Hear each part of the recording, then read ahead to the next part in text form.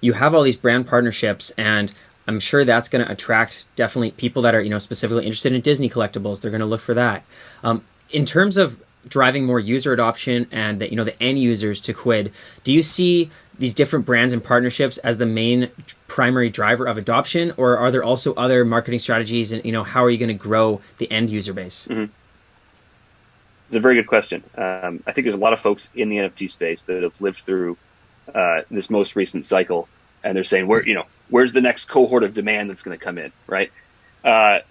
So it's a very important topic, especially right now. So in terms of the question, brands obviously matter, right? The starting point should not be speculation. The starting point should not be a quick flip. You should be here because you love the asset itself, right? You love the intellectual property. You watch the show, you read the comic books, you go to the movies. You are just a fan of that thing, and this is just another outlet for expressing that fandom. So brands obviously are the starting point. It would be inaccurate to say that people are on Quidd for anything but the love of the brands, right? So that's the starting point. Now, in terms of bringing that to the broader world, I like to think we've made some great strides in terms of reducing the friction points, making sign up and ultimately owning your first NFT incredibly easy. Again, 60 seconds or less, right? So now that that's in place, you've got the brands, you've got a friction-free adoption path. Now, what do you go tell the world about it?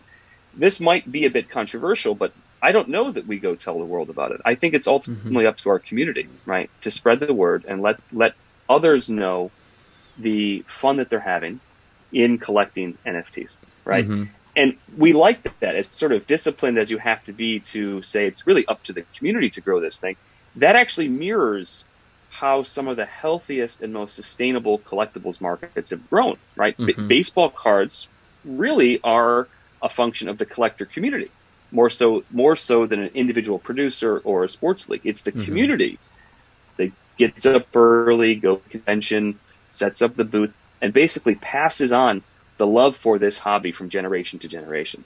So it's a bit controversial, but ultimately I think growth has to come from the community first, as opposed to somebody who runs the marketplace, runs the retail shop, or issues the NFTs. Yeah. No, I think that's a great point, Michael, and I completely agree, and I see where you're coming from.